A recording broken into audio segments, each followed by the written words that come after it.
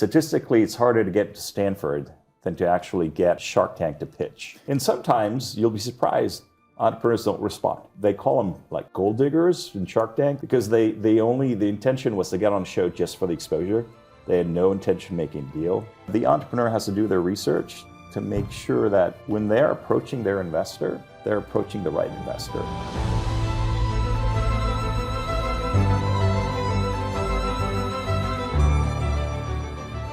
Welcome to the Deal Table. I'm Lane Carrick. I'm Ryan Harper. Today's episode features Abe Minkara. Abe's a partner in Legacy Knight, a multifamily office based here in Dallas. Before that, he worked with Mark Cuban for 7 years, and a big part of what he did was evaluating deals from Shark Tank. I'm really excited to share this episode with the audience. The amount of lessons we got, the tidbits of information, how to evaluate deals, what he looks at, what he likes, what he turns away, what's good, what's bad. And so excited for you to see this. Well, Abe is a star. We don't have to make him a star. He came as a star, and humbled to be here. Delighted to have you. As you know, this is the Deal Table, and we wanted to do something that was somewhat centered around our work at Optima Mergers and Acquisitions, but bring in people from all sides of the deal spectrum.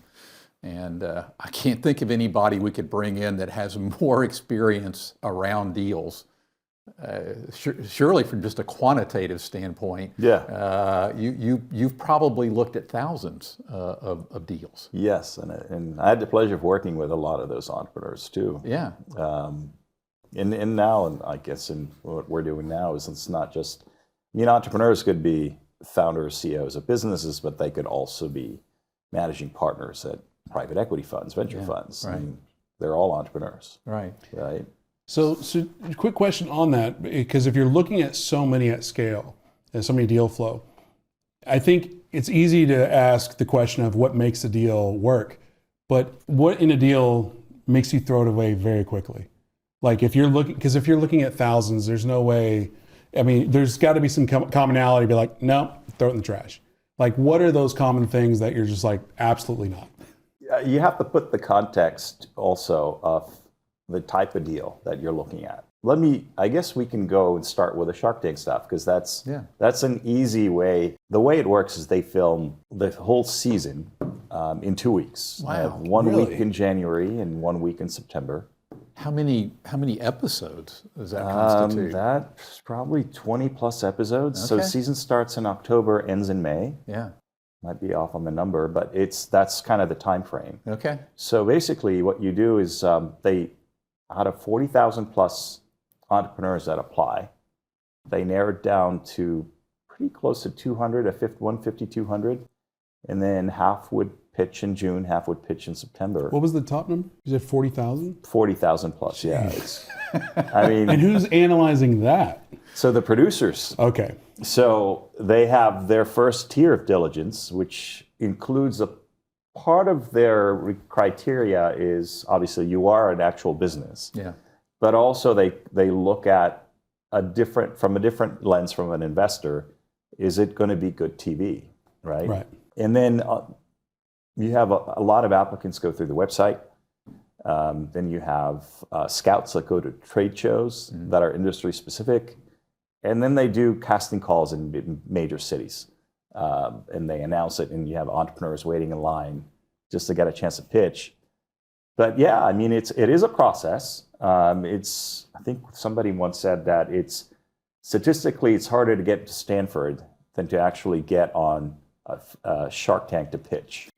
And the way it works is, think about all the sharks and their busy schedules. They book a year in advance, and they know that for that 1 week, they're going to be in the studios morning to night.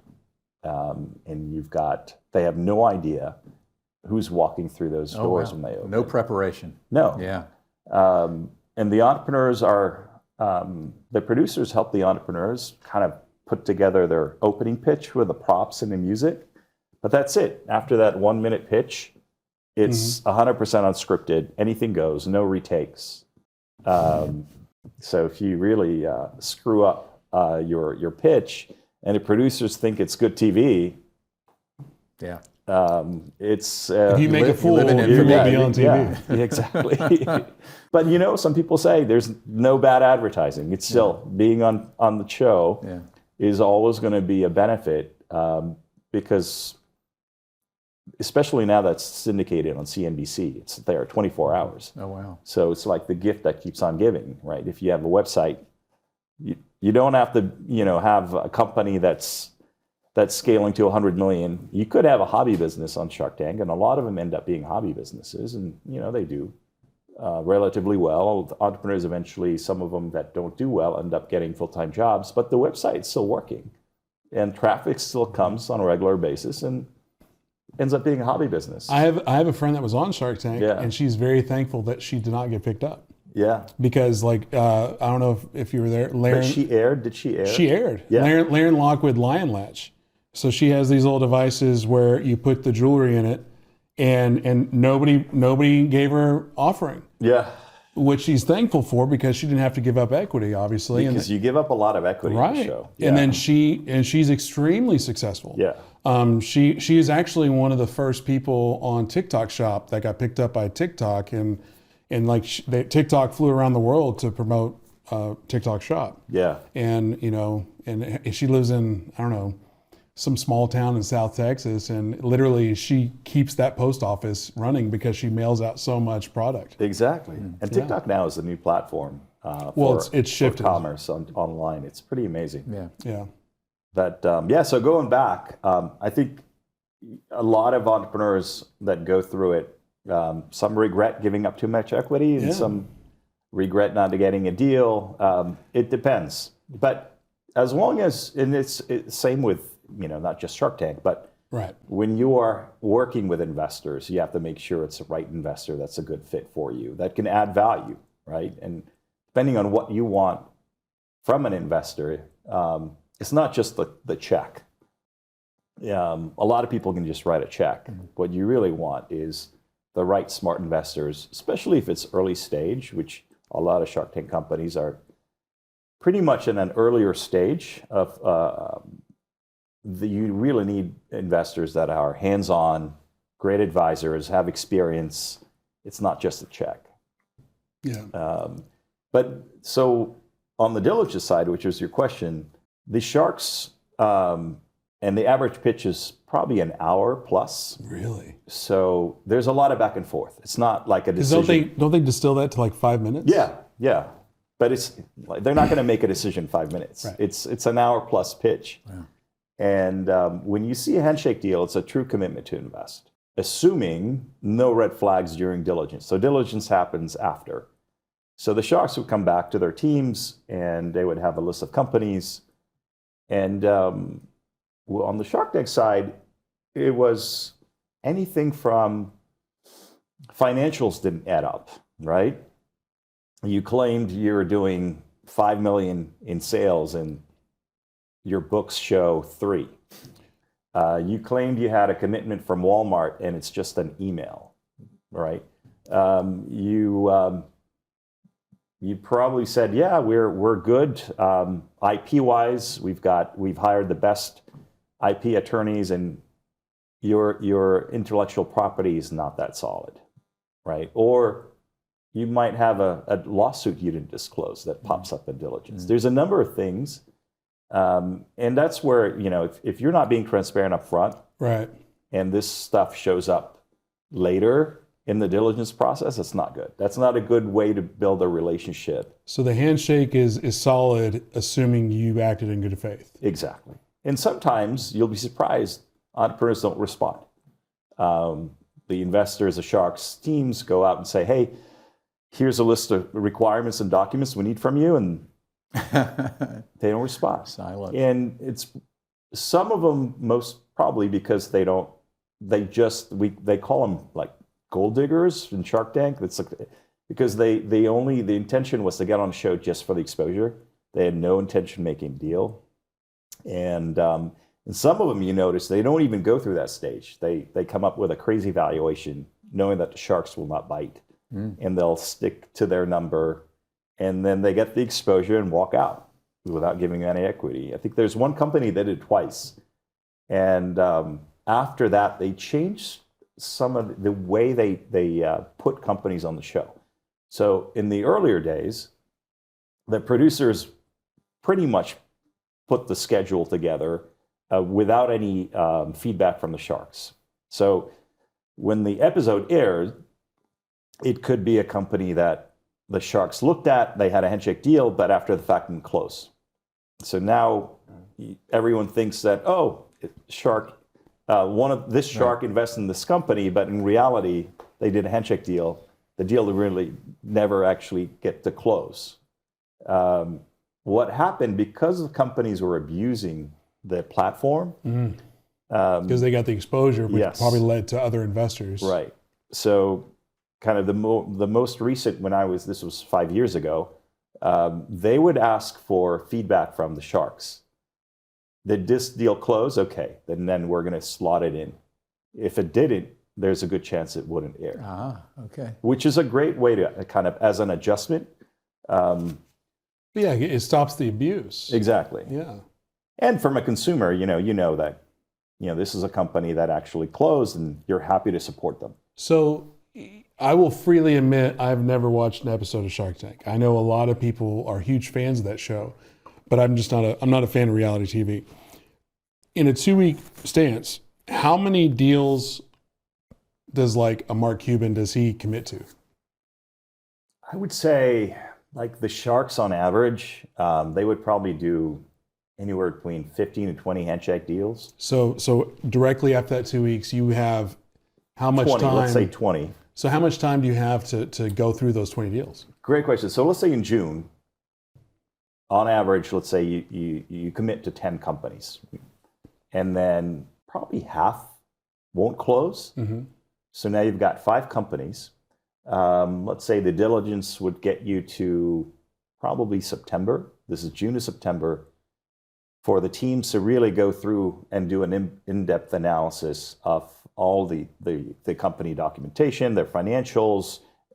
In some cases, you go and meet the team, especially if they have some kind of a facility that's manufacturing products, or if you might want to go to see their co-packer alongside the entrepreneur. And the reason I'm saying manufacturer and co-packer, because most of the companies on Shark Tank are consumer product. That's what really does well on the show, because consumers can buy it. Right. You're not going to see a AI startup that does a SaaS behind the scenes B2B company. SaaS company. I mean, it doesn't make sense, right? It's not sexy. No, I mean, you might get good exposure, but you're not going to see the immediate kind of revenue through the show. You'll probably get an influx of people contacting you, wanting to do business with you. But the beauty of the show is you get this immediate reaction from the audience, which reflects in sales. And I've seen some amazing numbers. Companies get on the show, within the first 48 hours, they're doing 200,000 plus in sales. Within a week, some are probably doing close to $1 million in sales. That's a big bump. It's a big bump. So what average check size would, because I do watch the show some, Yeah. and it seems like they're smaller transactions. They're smaller transactions. Yeah. These are earlier stage. I would consider them kind of in the venture world, like a seed Series A, or even pre-seed sometimes. Right. I would say average check is probably 200. And then you see some of some companies can command $1 million plus. Yeah. And a lot of them, with that ask for $1 million plus, actually have more than one shark in the deal. Yeah. But the majority of those deals that have multiple sharks don't close. Yeah. It's rare for a deal that has like 3, 4, 5 sharks. Yeah. The reason is now you have more investors looking at the details, and they're more likely to find something. Sure. And all it takes is one shark to say, "I'm out," And then it makes it real. Deal's done. Deal's done. Out. So just doing the math for a Mark Cuban, and it's public knowledge how much he sold his, a portion of the Dallas Mavericks for. If he's writing, if 20 deals come and 10 get done, and he's writing a $200,000 check, we're talking about $2 million. So, yes. The other thing that, I can't say the number, but the sharks get paid to be on the show. Okay, so And I would say it's pretty significant where it's play money. okay, so he's so just taking Cuban, he gets paid to be on the show, and that's not an insignificant payment. Yeah. That would be more meaningful than the actual investments he's going to make, Right. which would be a rounding error on his net worth. I think from one of our early conversations that it was the deal flow that came because of Cuban's exposure on the show, not from the Sharks and the Shark Tank show. But is it fair to say that the volume of people reaching out on an unsolicited basis to try to do business with Mark Cuban exploded? Yes, but it's probably more relevant for the other sharks. Okay. Like Mark already had a lot of recognition in terms of his brand Right. through the Mavs and through him being kind of an amazing tech entrepreneur. That Well, has, and it's also widely known that he answers his email. yeah, that's true. Yeah. What Shark Tank brought is a lot of consumer products, which were not part of the portfolio Right. prior to Shark Tank. Right. And now Mark's considered an expert in that space. Interesting. Through the show, he's invested in pretty much every consumer product category you can think of. Some have done well, some have not. But there's been some great success stories, and all of them have really seen a significant boost from the show. And the one thing that people don't talk about, it's not just the entrepreneur getting money and going out and selling products. A lot of them are job creators. It's amazing to see how many entrepreneurs that started on Shark Tank as like a one-man show, or it could be like in the earlier days, you saw a lot like husband-wife partnership, or a mother and daughter partnership, or a son and father partnership. These are amazing companies, just ideas, and they just were able to figure out how to get it from a prototype to a product, set up a website, got some sales, got on the show, and got a deal. Mm-hmm. And from selling products from their garage to having a facility and employing 30, 50 people, it's pretty amazing. Yeah. So, what are some of the details that make a company attractive? Not so much the flash on Shark Tank, but just like what Lane was talking about, like an unsolicited, hey, we'd love for you to invest. So, like, what makes a hey yes, or this is a slam dunk, or this is a hell no? Like, what are some of the factors there? So the first thing for an investor, especially if you get an unsolicited email on a deal, every investor has a plan. They have some kind of some structure around their portfolio and what they invest in at what stages. For example, if I'm an investor that only invests in later stage companies, and you send me a deal that is still in ideation phase, Then they clearly they didn't do any research on you. exactly. And then I'm going to say, thanks for reaching out. Love the idea, but it's too early for us.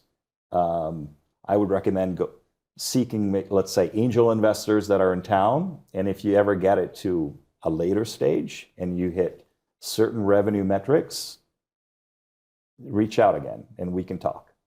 But to your point, yeah, some investors, it's very clear. Like if you have a VC fund or you have a private equity fund, it's on the website. It's very clear in terms of what are the type of deals that you invest in terms of sector, in terms of size, in terms of EBITDA, if it's PE. And then basically, a lot of the professionals are not just waiting for deals to come their way. They're out there in the market trying to seek them and build relationships. But for the celebrity investors, let's say, people seek you because you've made it. A lot of those investors have a pretty good guideline on where they invest, right?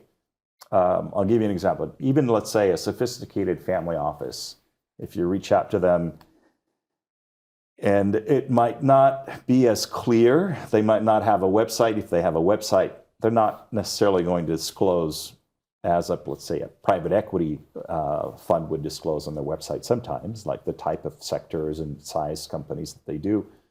You have no idea. But that, let's say that this is a family office that does big checks.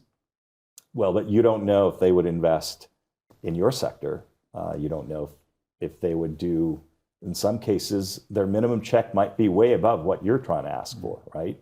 You might be looking for $500,000 for your tech startup, and you go to a family office and I said, "We love what you're doing, but our minimum check is $5 million." I think that's one of the things. Sorry to interrupt your flow, but from a small business guy being in the entrepreneur world, hearing that is the first time you hear that, you're like, what? You have to double take because that sounds so absurd. Like, what do you? Because like most people were like, hey, can I get $100,000? Yeah. And they're like, because even just asking for $100,000 feels like a big ask. But then when you hear back, hey, I like you a lot, but our minimum check is 100 million, you're like, what world, what planet are we on? Because it is such a huge difference of business size, mentality, and there's so many things that go into that. But the first time I heard that, I had to like, it was almost like a spit take. Like if it had fluid, you'd be like, what? Yeah. And Well, because like a good investor is disciplined, right? They're not gambling. So it's not like whoever shows up and says, hey, we need 100K. This is going to be the best thing ever. Here's 100. Now, that's where some of the VC companies come in, but they also are very disciplined and they're very sector focused. And a lot of like pre-seed VCs, they're backing entrepreneurs that are still in the ideation phase. They have a great idea. They want to figure out how to get it to market. And with the right VC that gives you kind of 100, let's say to 500,000 check, you can get there. And they know that, and they're taking a lot of risk. But they're also, for the risk they're taking a significant part of your equity, almost like in Shark Tank, right? So if you look at from a more sophisticated family office investor, they're less likely to do a 100K check in a startup. They're more likely to invest in a VC that gives them diversified exposure to that stage of growth. In some cases, it's specific to a sector. So you can invest in a VC that's focused on, let's say, B2B SaaS or biotech or consumer products. The more specific you are, I think the more you are going to be categorizing it internally in your portfolio as a bucket, because you have to look at your portfolio also from a planning perspective. You have to make sure that you have your asset classes kind of within a certain range, and that allows you to be disciplined, to stay within your lane, right? So speaking of lanes, when it comes to like the industries that like yourself or anybody would invest in, like what determines, is it just preference, or are you industry agnostic, or what determines how you pick where you invest or like to invest? So that's a great question. So let's say if you just sold your business, right, and you didn't go to SMU and get your EMBA, so your network is not as expansive as yours is now. The first thing that will happen is most likely you would have one of the top wealth management firms come to you and offer to manage your money, right? But you want to invest maybe and support entrepreneurs in your industry. So you would say, I'm going to put aside, say, $1 million to $5 million, and I'm going to use that to start investing and supporting entrepreneurs, because if one of those entrepreneurs hits it big, my $5 million could end up being $50 million plus. The challenge there is you can start joining angel networks, which is very advisable, because now you're with peers and you have kind of more of a collective diligence on deals that come in. But that's not going to stop people to just solicit you all the time, especially if it gets out that you sold your business. And what you notice is a lot of people just say yes. You start saying yes to a few deals, and then without a plan. Back to being an investor with a plan is so important. And a lot of those deals are early stage. If you don't do it the right way, which means it's a numbers game. If you only do, like, say, 2 early stage deals, the chances of one of them really making it big and getting you a return on your investment is less likely than, let's say, you invest in 10, 15, 20 companies at the same stage, right? That's what the VCs do. So you learn from those mistakes. The other thing is, if you're investing in early stage, the entrepreneurs expect you to be hands-on. Back to what we're talking about with Shark Tank. So it really needs to be, ideally, an industry that you have experience in, and you like the entrepreneurs and you want to help them out. And the ideal situation would be you become an advisor and you invest in their company and try to help them get through all the challenges that an early stage company goes through, given your experience, because you've been there, right? Now, as you go up the scale in terms of more institutional investors, it's much different. Like endowments, family offices, multifamily offices. There is a very clear portfolio strategy in terms of what asset classes and what type of managers they invest in. For example, some endowments would not back a first-time fund manager. Like come back when you have a track record. Maybe on fund 2, on fund 3, we'll consider it, right? Same as, we're talking about all the, fund managers and founders being entrepreneurs. I mean, it's the same thing. You have to, the best thing, kind of the entrepreneur has to do their research to make sure that when they're approaching their investor, they're approaching the right investor in terms of their industry expertise, the size of the check that they're going to make, and the value that they're going to bring to the firm, either operationally or helping you with on the client side, or helping you just raise capital on future rounds. It could be, ideally, if you hit the jackpot if you have an investor has checks all these boxes. What I'm learning in this conversation is I've been incredibly lucky and I'm incredibly ignorant to this world. Because the one time I asked for money, I got it on a handshake, and it was a lot, and I did no due diligence. Yeah. And I gave no due diligence. The downside is it's completely hands off, and it was only because he liked me. Yeah. And literally in the process was, I don't expect to get any of this back. That's the friends and family round. That is, yeah. Yeah. And while I'm incredibly grateful for that, it's like, actually, there's no but. It's an awesome feeling, but at the same time, it's like, man, if I wish I could have been a lot more prepared, because maybe I would have got a little bit more, but. Well, have you given them a return on their investment? Not at all. Okay. Well, actually, yes. Literally 2 weeks after he wrote that check, he was in a small room like this with Governor Abbott. Okay. So I don't know if that got him anything, but I think that's cool. That is cool. Yeah. Like I said, I'm good with the connections and the smile on my face. Well, that's great. You've got all kinds of investors out there. You just need to find the right one. And like I said, the size of the check doesn't necessarily mean it's the best investor for you. So the same way investors are doing diligence on you, you got to do diligence on them. Yeah. Because it is a long-term relationship, and you want to make sure you're the same way you're hiring the right people to work in the firm. Ideally, you want the right investors to be investors on your cap table, because now you're partners. We have a client of Optima that took a deal that was substantially less in cash at closing to get the right partner, a private equity firm that had specific expertise in buying platform companies like his as platforms and scaling them, versus somebody that offered a lot more cash at closing, didn't have the relevant experience, and culturally wasn't as good a fit. Yeah. It was smart on his part to make that choice.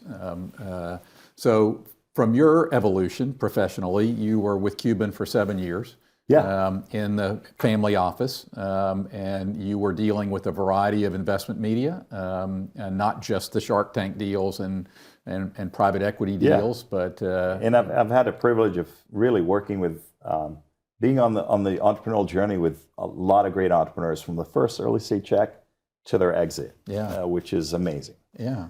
And I like to say now, Legacy Night, I work and support entrepreneurs after their life-changing liquidity event. Yeah. Because what Legacy Night is a multifamily office. Yep. So think of it as a family office platform. A lot of our families are genuine entrepreneurs, and we become their family office team. Right.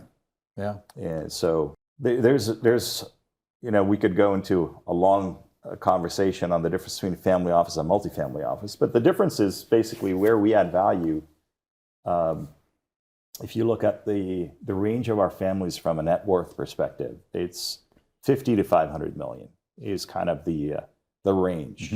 The way we see it, below that, you've got some of the top banks and firms in the world that can manage that and manage your money. Right. Above 500, you can justify hiring your own team if that's what you want to do. Right. But for a lot of other kind of ultra high net worth individuals that want a full family office experience, a multifamily office is really a great option because what you're doing is you're getting, for a fraction of the cost of setting up your own family office, you're getting a top tier team.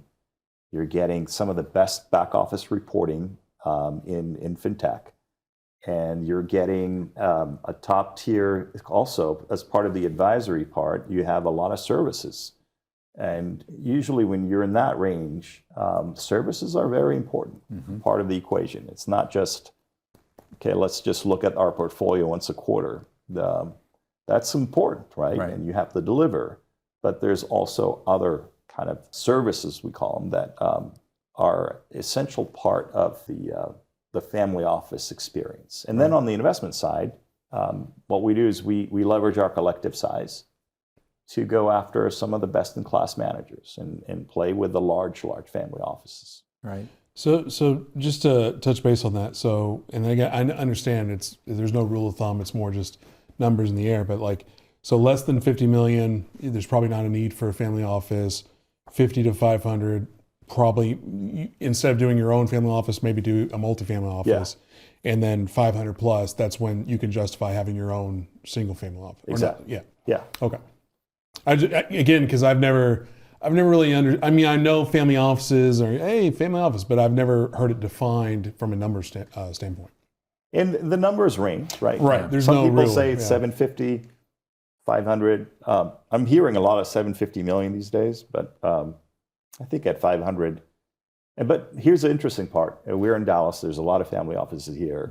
I've seen family offices that are Gen 2, Gen 3 run that have that are within that 50 to 500 million range. And they have their own family office.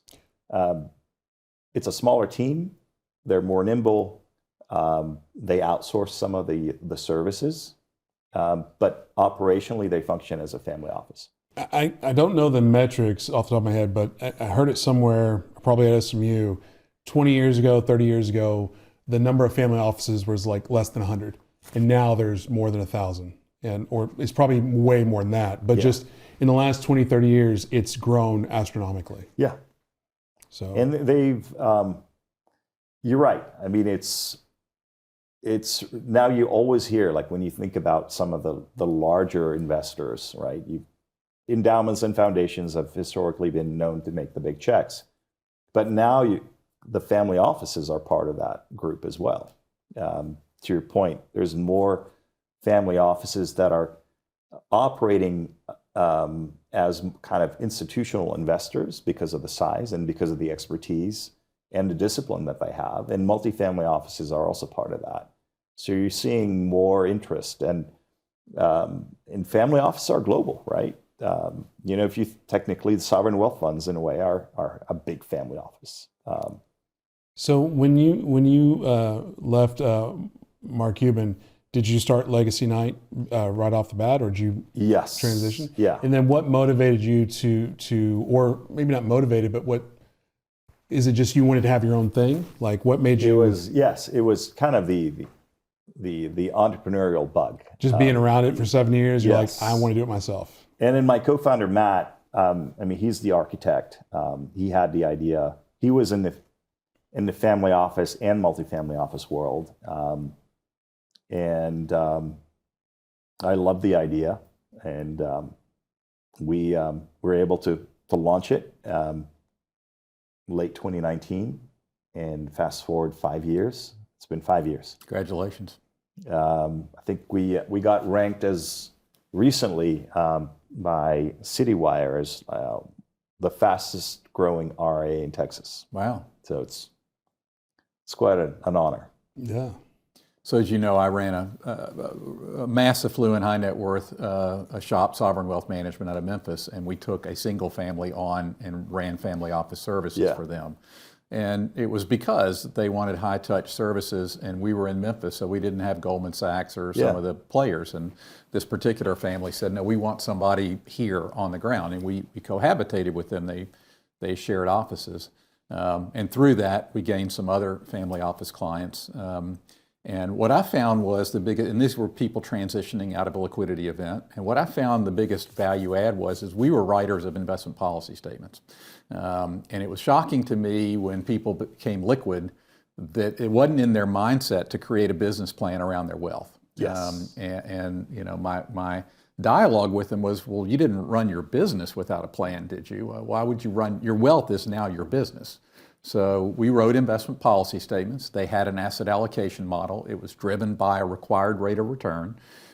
In some cases, we had clients where the required rate of return was below the T-bill rate, right? And so the question became, all right, well, you don't have to take any risk. You could literally bury your money in the backyard and just go pull out cash as needed, Right.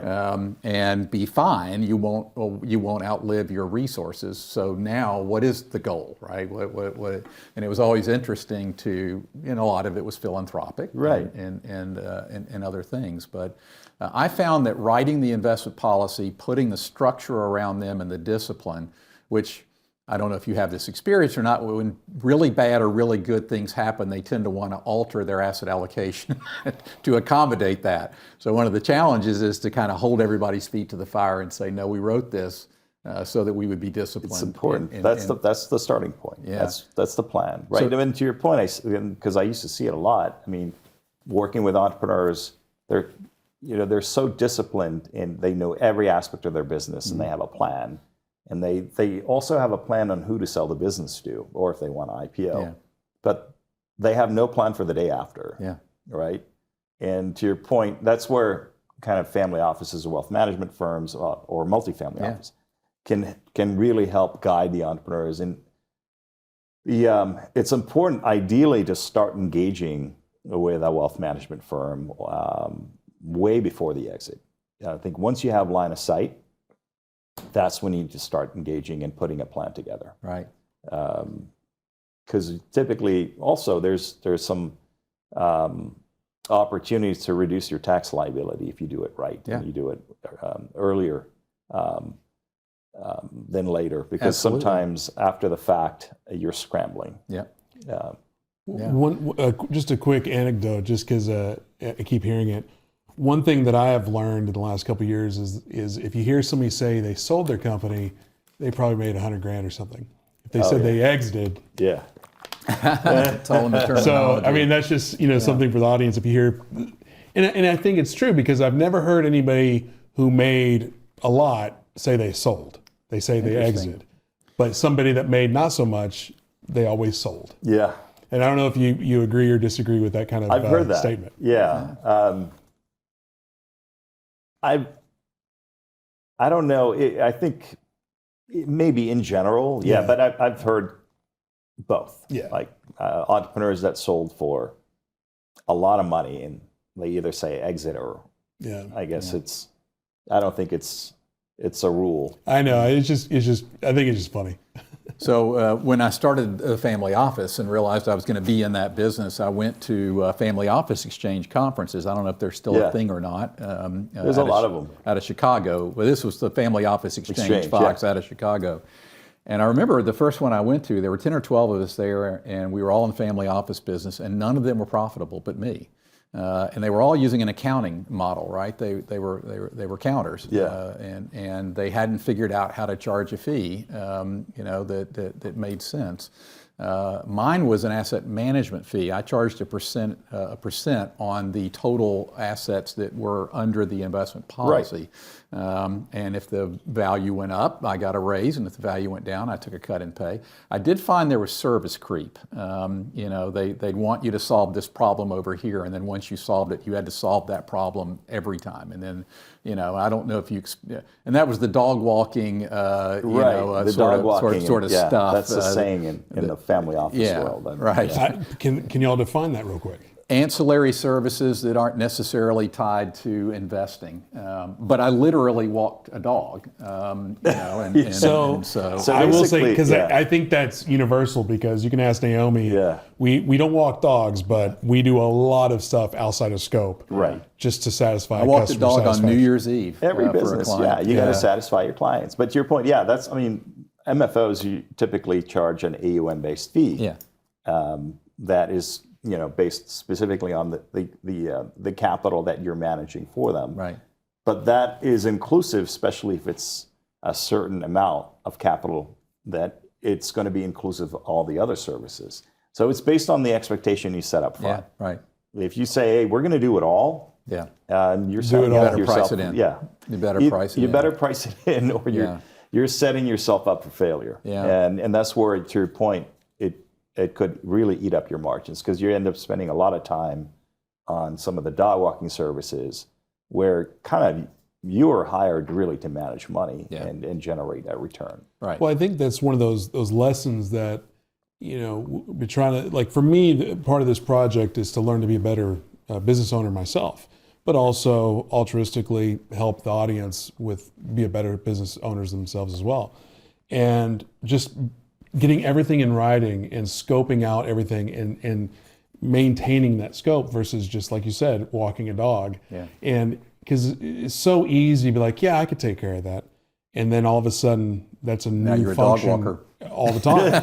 Where it's like, I was just babysitting for the day. I didn't know how to do it every day now. Right. And I think that's just one of those things of realize your worth and have those boundaries and sticking to the boundaries and just realizing that it's okay to say no. Yeah. Well, also it's okay. Yeah, you're right. It's okay to say no. And sometimes entrepreneurs, like, if you get your first big client, you're going to do whatever it takes. Exactly. But over time, as you figure out kind of your business model, you have to adjust and go back and say, look,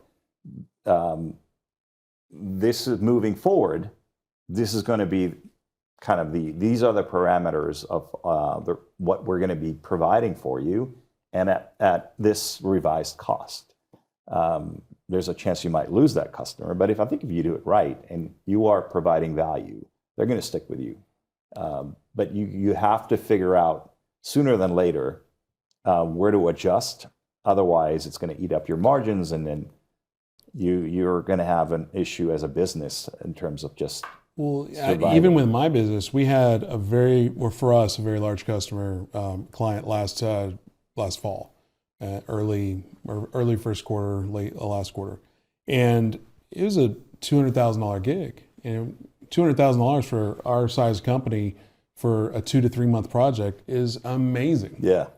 But once that turns into an 8-month project, because you don't set the boundaries, all of a sudden you could potentially be bankrupt. That's right. Yeah. And that's, it literally, I learned a lot, but I'm still learning.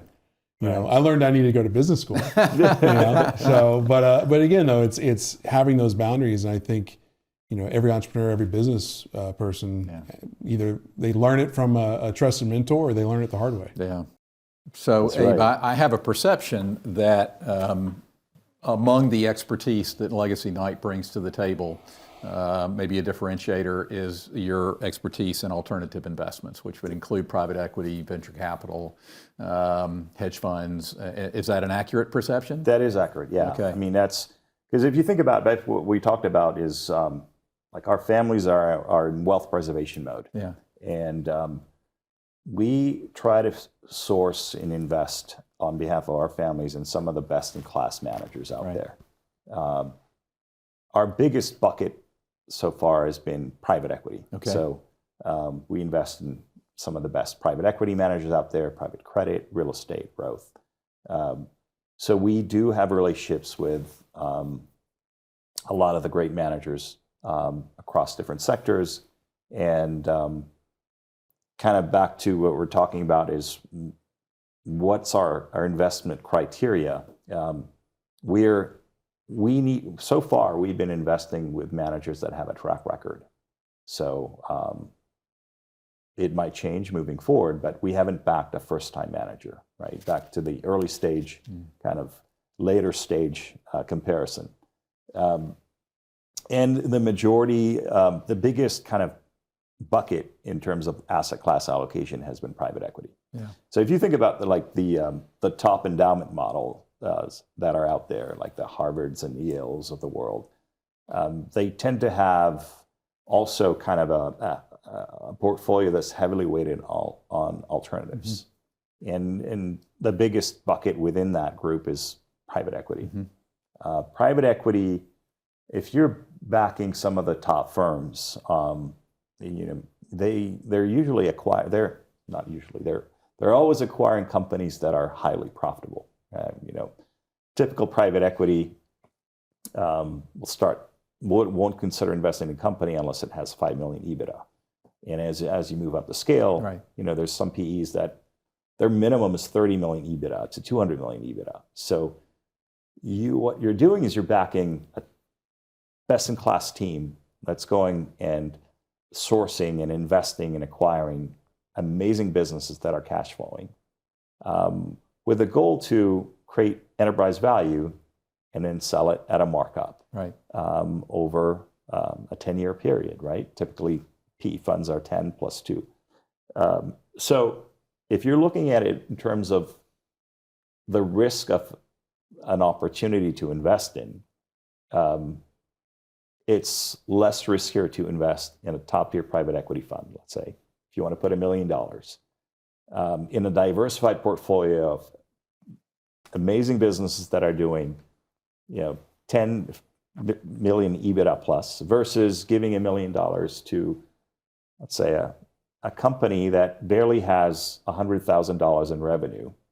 They're burning money like crazy, but they have a great team, they have a great product, they're disruptors. That $1 million could end up, if they do execute and they raise additional capital and they grow the team, they acquire market share, could end up being 50 million. Right. Right? Or 100 million. Right. You never know. But there's a good chance it could end up being 0. Yep. So if you're in wealth preservation mode, 0 is not an option. Right. Yeah. So you would say, well, let me choose investment strategies that can preserve my wealth, get me kind of a reasonable 2x return over time. Right. And without all the risk and without all the volatility, and I get to sleep better at night. Yeah. Yeah. I used to. I'm thinking about access. So the check size for some of those top tier private equity funds is big. Yeah. When I was running sovereign wealth management, I had this issue because I wanted my clients to have access to the best top tier management I could get to. And they weren't $10 million check writers. And so we would create a fund to invest in a diversified group of funds. There's a layering of fees, although we credited that back to our clients so that we weren't getting paid twice on that. But you're working with larger clients. You probably have that $50 million minimum sort of client relationship. But even if they put 20% in private equity, that's $10 million. That might get them to one manager in the top tier. But that's a very good point. I mean, that's part of the value of being a family in a multifamily office, right? Is the fact that you don't have to be $1 billion family office to do a $10, $20 million check in some of those best-in-class managers, right? As a multifamily office, you will be advised to allocate a certain amount that fits your investment criteria, your liquidity profile. But the aggregate from all the families gets us to 10 million plus. Right. So we can collectively invest in managers that have a minimum check size of 10 or 20 million, right, and leverage our collective size. Right. So that's another value you're getting. Yep. And to your point, the individual family could be doing, like, their part could be 500K or $1 million, right. Whatever is the right size for their portfolio. That's a value add. Absolutely. It's a clear value add, particularly if you're doing your due diligence and finding the right managers to get into. Yeah. I hear these days that there's a record amount of capital in private equity funds looking for a home, a number that's in excess of $1 trillion. Is that consistent with what you're hearing? So yes. So what there's a lot of capital, I would say, sitting on the sidelines. Yeah. For a number of reasons. One, just because of where interest rates are. Yeah.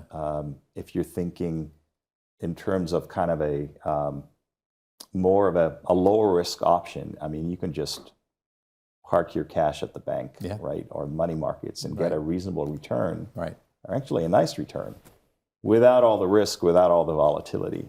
And what you do is you sit and wait for the right opportunities or for the market environment to change. Right. Now, there was also a lot of uncertainty due to the election. Yeah. And now there's more certainty, right? But I think January 20th and beyond, there's going to be even more certainty. Yeah. Regardless of which side you're in, it's a matter of just, we got to that point without any issues. Mm-hmm. And so that definitely impacts the investor sentiment, and the markets react accordingly in a positive way. What we haven't seen is, like the last 2 years, it's been a slow M&A market. Mm-hmm. We haven't seen a lot of IPOs, and basically you're seeing investors are ready now. Mm-hmm. Why do you think that is? What happened is, back to kind of, the overall market environment, you saw a lot of cash go into kind of high yield strategy, liquid strategies. So that became a great option versus investing in riskier investment strategies, right? The other thing is, there's been, from a valuation perspective, we were kind of, we went through a bubble that burst, and we're seeing how things are correcting themselves across different sectors right now. So what you're seeing is, as a result, less companies are acquiring other companies or merging with other companies, and less companies have the capital to get them to the finish line to go to an IPO. And it's because of all the other factors that have really slowed everything down. So I guess the hope is things will start opening up. We're beginning to see some of that happen in terms of just from an M&A perspective. And then we're yet to see if we're going to see more IPOs. But these are things that you can't really, you have to plan for them, but you can't really guess where things are going to land. But basically what you do is, as an investor, based on your risk profile, you got to figure out the best place to put your money. And right now, what we're seeing is a lot of capital on the sidelines, waiting for things to change. And then you're going to see a lot of deployment of capital go through back to PE, supporting VC firms, private equity firms, entrepreneurs directly. So when you're talking about risk profile, is it, because you were talking about being an early stage versus later stage, and then we talked about the different industries. Do you think it's the risk profile that kind of determines everything? Because obviously, if you have a higher risk profile, you're probably more comfortable with early. If you're lower risk, you're probably with later.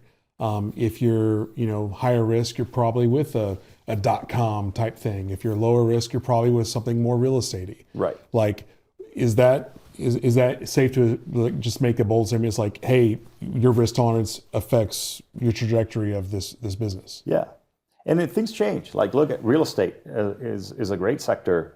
Real estate, until the interest rate environment changed, was supposedly kind of the best place to invest in terms of kind of lower risk strategies. But in the last 2 years, the real estate sector has been significantly impacted in a negative way. So it's no longer kind of the obvious place. Now, there's still certain sectors in real estate that do well, but let's say, I mean, like office space, for example, post-COVID got really hit, and it still hasn't recovered. But like warehouses, I think last time I checked was like less than a 2% vacancy rate in Dallas. Yes, I mean, that's driven by the kind of the growth of AI is actually directly impacting that, because you're needing more capacity, server capacity to meet the Data demand, centers. right? So, and then we're hoping, I mean, this AI, I don't know if it's a bubble, but there's definitely going to be a correction. But it's not going away. I think AI is definitely the next disruptive Well, that's one of the tech. jokes a friend of mine was saying is like, because we're working on an AI product ourselves for the video world, but he's like, just change the name of your company, slap AI to the back end, and raise 10 million. Yeah. You know, and he wasn't kidding, because it is very. I mean, I was not old enough to be like an investor or be too knowledgeable, but I was old enough to be somewhat of an adult during the .com boom, where just people were just raising so much capital just because they put .com. Yeah. So it kind of feels like that. It is. We're in a bubble a little bit. You're right, because you didn't do it, but a lot of other companies are doing it. They probably have. They don't really have an AI platform, but they have a Slap AI, and you're getting investors' attention immediately. Now the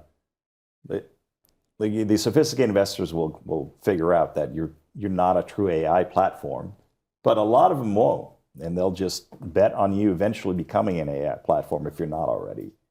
But I think AI it's pretty amazing what's happening in the space. Every industry is going to get impacted. Every industry has to have a plan on how to really to move into the age of AI. And it differs, right? It could be. I'll give you an example of how people are thinking about AI right now. I mean, we're in a very short time, we're going to have AI agents that will manage our lives or manage our businesses too, even to a point where you might have an AI agent on your board. If you think about it, on your business, right? You can program the AI, feed it with all the criteria that you would expect from a sophisticated investor that understands your space. And they could provide very kind of objective feedback. Well, you could even, not to interrupt your flow, but you could even say, act like a Bill Gates, act like a Warren Buffett, exactly. A Charlie Munger. You're like, hey, or you can, I want to build a super investor where it's aggregate the best qualities of these people, put them together, and you be a board member. Yeah.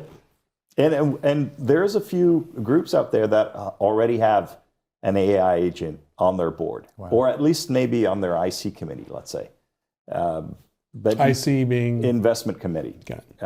So typically, like if you have an investment firm, it could be any type of investment firm. Typically, you have an IC committee internally that vets opportunities as they come in, and you kind of make a decision as a group, almost like a board, but focused on the deal flow and the investment decisions. So yeah, so AI agents are going to be everywhere. And the interesting part, I heard a speaker, forgot his name, but he was saying that the one industry that's going to be impacted the most is search engines. Because you won't need to go on to Google or Yahoo and search, which means there's no value in customers paying for ads. Because if your AI agent's going to do it all for you, they're going to go and search. There won't be human eyes on it. And then by an AI agent going and doing all the work for you, the AI agent's not going to be targeted with ads. They're doing everything behind the scenes. So that's interesting, because it makes sense once you hear it that like search engines are going to be impacted. But at the same time, there's still so much hallucination True. from the AI. It's like, how long does it take for that to to clear up. It's moving pretty fast. Yeah. Very fast. So from an investment standpoint, thinking of AI, there's all sorts of new investment media that's being created, and Bitcoin is close to $100,000. Dogecoin, which was I think a joke. How this is enormous. It's more valuable than Ford Motor Company. Yeah. So how does Legacy Knight view, though I don't even know if you'd call them an asset class of digital currencies, or what? It's like the crypto, Yeah. like cryptocurrencies as a class. It's kind of high risk, high return. Yeah. And now I think like some investors that want to make a bet on crypto, but in a more, let's say, conservative approach, they're holding Bitcoin on their balance sheet. Yeah. Right. Bitcoin has really been through a lot of the through time so far has proven to be, it is kind of volatile. We've seen it go up and down a lot, but to a certain degree, we've seen like the floor. And I think the way it's set up with kind of the halving milestones that it has, and the fact that it has gained a lot of credibility, and because of the investors that are holding Bitcoin, you're seeing more institutional investors hold Bitcoin. So I don't think Bitcoin is going to go away. If you want to bet on crypto, that's probably the best I think one it's the to only bet one. on. It's the only one. Well, The other ones, I don't know. I'm not an expert on them to really say, but Bitcoin, I've seen sophisticated investors hold Bitcoin on their so balance sheet. when it comes to Bitcoin, like one of my favorite things about being a media company is just because we're industry agnostic, we touch a lot of different industries. And one of our clients is a Bitcoin miner. One of our former clients is the Texas Blockchain Council, which is the nonprofit that interfaces with policymakers. And once you see the infrastructure, like the billions and billions of dollars that are going into energy in the data centers, and you're just like, oh, this is a real thing. But like the cryptos, like to me, I would be very skeptical of those, because those are the pump and dumps. And I mean, literally, I think 2 weeks ago, maybe a month ago, there was a 16-year-old on a live stream, made a crypto, made $30,000 on live stream, and then killed it and rug pulled. And it's just like, on one hand, what stupid idiots are investing in this.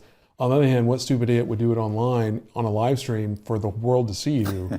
Because I don't know if he's going to jail at 16 or whatever he is, but that's not a good look.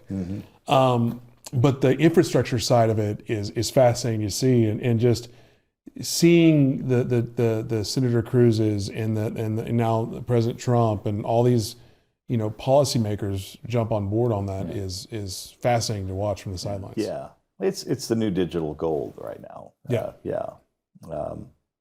It's fascinating space. It's not. I think it's more in terms of it holds value similar to gold versus kind of a currency. And that's what makes it different than all the other cryptos. So we'll see, but you never know. I mean, government regulations could impact it, right? You could have, a government could have their own version of Bitcoin, and that would definitely impact to some degree. So at Legacy Knight, what are you focused on what industries, or I think you said I don't know if you definitively said, but I also know rule number one of a family office is not to lose money. Yeah. So like, what industries are y'all looking at and getting involved in? And is it later stage? Do you have a floor of what you'll invest in? Yeah, I would say we're industry agnostic. We've done a few direct investments. They've been tech-enabled businesses at a later stage. So what you would consider, let's say, a late Series B, Series C. So we've done a few of those, but most of where we allocate capital is to fund managers that are doing more in the alternative investment space Yeah. versus doing direct investments ourselves. And then one of the questions I have is, do y'all bring in outside capital, or is it always just what you keep under your roof? Both. On some occasions, if we have capacity, we invite other family office to co-invest with us on a deal-by-deal basis. Okay. And are you doing the ancillary services? We are. Okay. Yeah. But we outsource a lot of it. I was going to say that can be tough to scale. Yeah. And particularly you're servicing clients, not just in Dallas-Fort Worth, but are you servicing clients across the country? Yes. Okay. So the ancillary services, you'd almost have to outsource, depending on what the exact nature of those are. Yeah, it could be anything from, estate planning to tax advisory, Right. philanthropic strategy advice to kind of, let's say, the bill pay aspect of which I'm sure you did a lot of that for your clients to, I don't know, should I buy or should I charter a plane? What's best suited based on my current liquidity profile or my my investment plan? Yeah, we did a fair bit of that financial modeling. That trusted advisor role. Yeah. Be a problem solver. I used to tell my staff, I'd ask them, what business are we in? We're money managers. No, we're problem solvers for wealthy families. Yeah. Right. And the problems change day to day. And a lot of times they have nothing to do with what they're invested in. Right. Well, the joke is like, you have a new family that just came into liquidity and like, oh, I want to buy a plane, a second house in the mountains, and then I want to buy a yacht. Yeah. Oh. And your job's to say, well, you can only do one. Pick one. Pick. All right. It's like, do you want to have money at the end of this, or do you want to go all out right now? Don't pick the yacht. What are your goals for Legacy Night? I mean, our goal is really to partner with great families and to continue the great relationship we have with our existing families, and to add value, and also to pick great investment strategies for our collective group. Basically, keeping it simple, right? Mm-hmm. Can you continue to be the fastest growing RIA in, is it Texas? In Texas, yeah. If we do our job, that's the goal. That's exciting. Congratulations to you and Matt and your team on the success that you've had. We're cheerleading you from across the street over here. Yes. You're in the same offices? So our first office was on Knight Street. Yeah. So that kind of exactly. Knight Street contributed to the name of the firm. Right. And but I can appreciate the hell out of that. Yeah. You know why? Because my company is called Harbor Belmont. There isn't a Belmont name. That's just the street I live on. How about that? Yeah. Okay. So I love that y'all's company is So Legacy we were Night. looking for an anchor to legacy because we want legacy in our name. Yeah. And I've told this story before. Is I went on Google and searched for legacy multifamily office, and legacy multifamily office, very generic terms, and we would get lost in terms of kind of the sea of search results that would show up. So looking for something to anchor legacy, so we would be unique and we would stand out. And when we went and found our office at Parkland Knight, the building's called Parkland Knight 2 on Knight Street, we knew this was going to be our space, and something clicked. Knight. Legacy Knight had a good ring to it. We created kind of the brand story in the earlier days that, the Knight's a protector of the family's legacy. Knight is a strategic piece on the chessboard. And the best part is, as you know, as an entrepreneur, LegacyKnight.com was available for $10.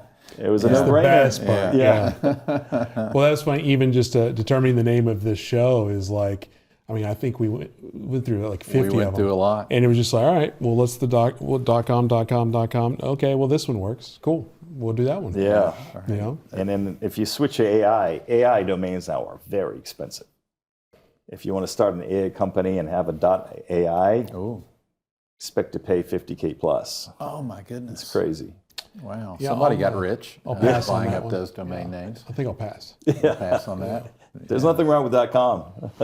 No. Well, I just don't see how, like, again, maybe I'm just ignorant or old, but like .com seems like the only one to go to. Like I never got on the .tv, .biz, .net train. It's .com and only .com, at least for me. Yeah. Yeah. I think .com is still the dominant domain, but I think AI is, it makes a lot of sense. I think AI, if you're an AI firm, Yeah. makes sense. But the rest of them, What are lessons that, and as we wrap up, I want to be mindful of your time. What are the lessons that you wish, going all the way back to Shark Tank, the founders, business owners, or even established businesses, what are business lessons that you wish more people knew or understood or implement? always surround yourselves with good advisors. And at first, if you're a startup, some of those advisors could be your first checks, angel investors. Some might not be, but definitely engage yourself. And even if you don't want to just have a formal board, have an advisory board.